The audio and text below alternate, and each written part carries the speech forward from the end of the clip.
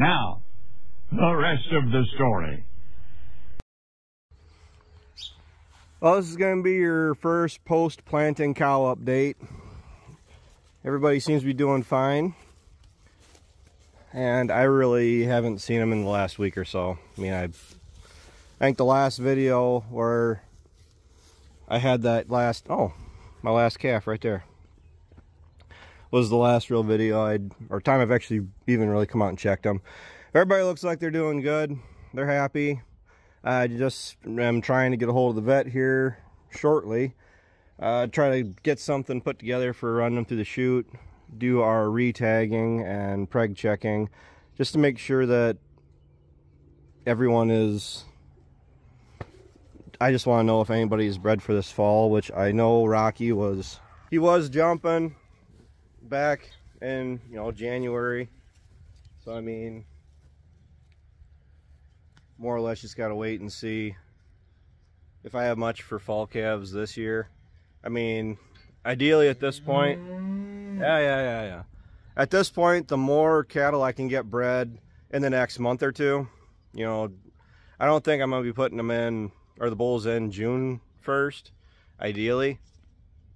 That's what I would do. But because I have approximately 22, yeah, about 22 heifers I'll be getting bred this year versus, more just cows, that have some age and experience on them. So, I like quiet cattle. I'm actually thinking about pushing the calving back just maybe 10 days or so. So it's not quite as likely I'll be dropping calves and some of that really cold, nasty parts of March yet. Hopefully we're getting towards the April mud. Late March mud. At least that's what's on my mind. All my calves are really starting to bulk up. My first ones for sure. She was actually what they call like a flyweight calf. I think she was like 200 some pounds when I brought her home. She was a deal. She was. She just didn't mix in with the rest of the calves that sold ahead of her. And she must have been a late calf when she was born. So they moved her regardless. And here's Darla. I've been a little bit worried about her just because I was a little bit concerned if she's eating good. And I mean, she's got a full belly. One of the advantages to having your calves in with the cows like this are running. Whoa. Yeah. Scratching your head. When you're running your calves with your cows versus like if you're raising bottle calves, all right, the calves actually pick up good habits from everyone else, from their moms, from their aunts. And you'll see these guys, even her, actually, the other night, the last night I was in here, she was right up. Well, you shouldn't be out here then. Well, cow took after the dog, and the dog had an issue with it. But even her, for only being a couple weeks old, she's already chewing on the hay and the feeders, and you see them chewing on grass, and that does really help with them growing and their developments. Versus like a bottle calf, like a Holstein bottle calf, they don't pick up those habits as quickly, and it does affect their growth. I mean, I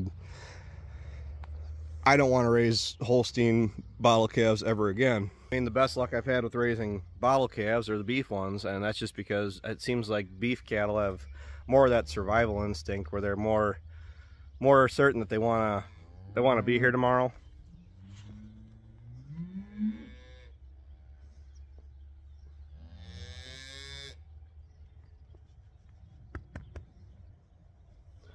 And I know people are going to see her rubbing up against my legs saying that I'm teaching her, when she's an adult doing that, it's just going to be bad issues.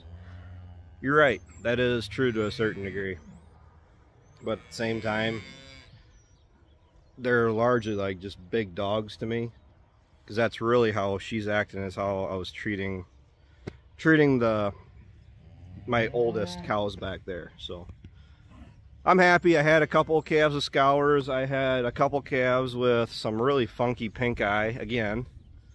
I think that was in part to the foxtail laden bales I was putting out.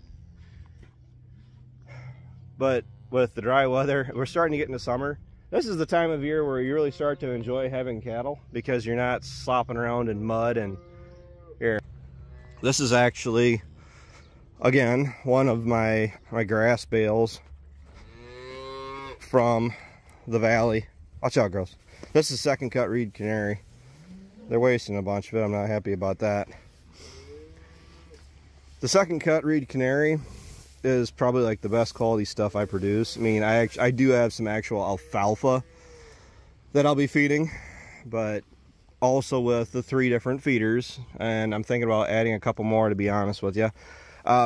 Putting in different quality bales in, so I'm not putting all first cut, second cut, third cut. I like mixing it up, so putting in an alfalfa bale and then putting in 2 grass bales or something like that, it does kind of vary their diet a little bit. Alfalfa, my issue with that is alfalfa. It's actually really good quality alfalfa, and we put that in last night, and I see this morning I do have a bunch of them that it's going straight through them. If you know, you know. By feeding them some grass, it actually does kind of stick in their system a little bit better. It doesn't just, you know, eat it for breakfast and it's gone by noon kind of a thing. But everybody seems to be doing good. I mean, the whole lice issue we had there where they were scratching and they lose all that hair, they're coming back out of that. When I run them through the chute, they will be poured anyway. They'll be re-tagged and they'll be preg checked. The calves out there, I got 5 bulls that'll need to become steers and vaccinated. And a lot of these guys, I'm going to keep the yellow Red Angus tags because I can. And the white tag on the back side there on these calves that I bought as feeders. I'll be switching the ears. The tags in their left ears are the ones that will be swapped out for new blue tags. Generally I tag in the left ear, at least I try to. We got some with frostbite that are our older cows here, but I don't want to say cautiously optimistic, but I'm feeling really good with how the cows are going. I'm gonna be putting a bunch in with the bulls. I'm gonna be writing down all the numbers of who was in with the bull for what date to this date, to which ones, like that one I showed you, that where'd she go? That one that was a bargain calf when I bought her. She's growing up really nice. She's going to be going down on grass, and I'll be keeping them back for fall calves. Ideally, I trailed off earlier.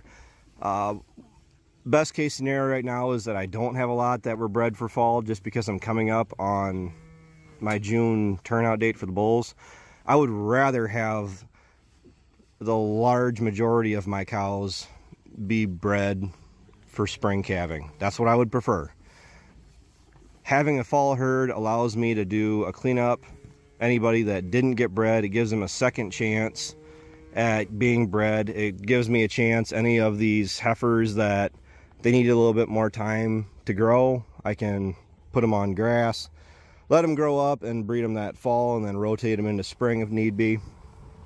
Because the way I'm planning on managing this is, if I check that you're open in June or May, hopefully May here, and you don't have a calf by this fall, okay, well, by next spring, if you haven't calved, chances are, if you do get run through the chute, be preg checked, he's gonna find that you're open anyway, and you're gonna be called out. So I'll be culling plus keeping back heifers, trying to rotate into a younger herd gradually.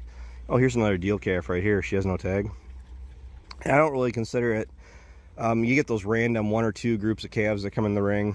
Everybody has their own reasons as to why they're being sorted out or why they only sold 1 or 2 calves. I'll be selling 1 or 2, only 2 steers in the next month or so, because that's all I had for bull calves last year. I had those heavy heifers. But going and sitting at the actual sales and trying to find deals can be kind of tedious and really, really tiring. But I know Myrna likes seeing all the babies and watching them grow, and that's exactly what we're really getting. I mean, my thing is I like coming out and looking at my cows daily. Well, when I'm busy in the field like I've been, I haven't seen them on a regular basis. And then you got like Homer here. He was the second calf that I had this year. And then you got my last heifer that I had for the year right there. But trying to get everybody bred in a 2-month window, and even tighter than that window. That's why we have all the bull power out there that's going to be coming in. And the issues I've been worried about too is I got heifers, cows that are coming into heat, and the bulls are right there. And especially at number 24, that red bull of mine for sure, he's been kind of pushing the fence.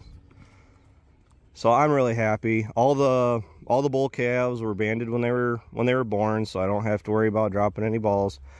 Vaccinate the calves here probably October, midsummer, somewhere in there. I just haven't worked on my timelines. Here's Reba, a perfect example of what I said about having a fall group of calves. Her, and she's got a sister, dark colored, because I had a red and black one that were actually late season calves last year. I know Rocky was a big instigator and a big cause of all the issues I've had in the last 12 months or so of calving. Definitely taking care of that going forward here, and I'm planning on getting rid of Rocky this fall. You see what I'm talking about here?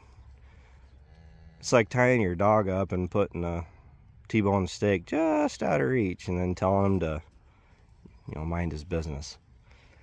Soon, dude.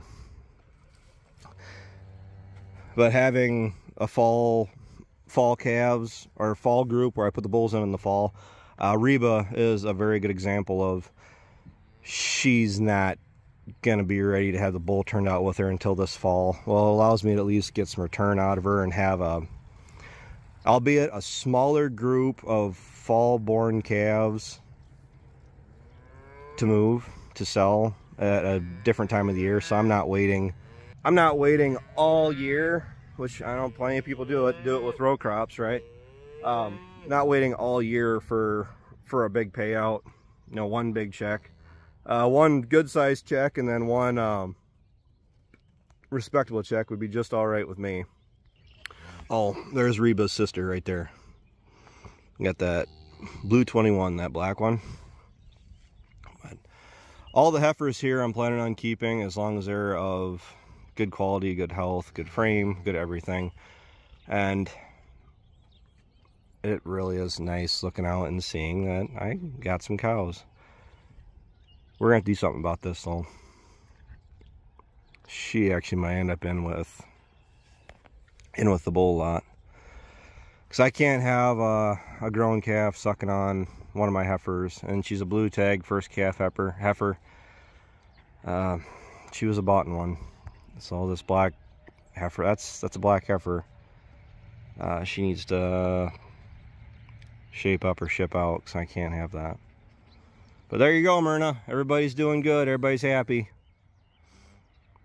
Yeah, I say I had a few breakout cases, like a case of scours and a case of pink eye, but a little bit of penicillin just sprayed into their eye works wonders on pink eye. I mean, that's all I've really had to do in the past, and it clears it up awesome.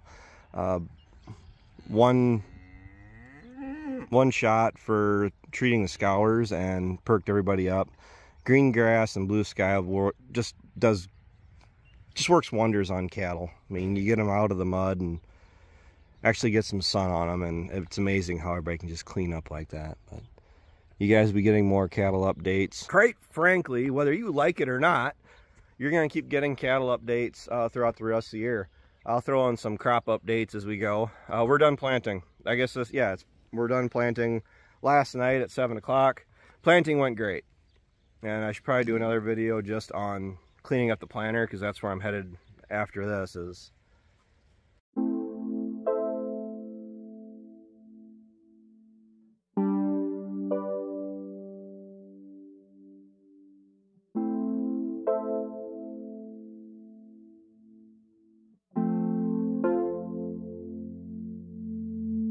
it.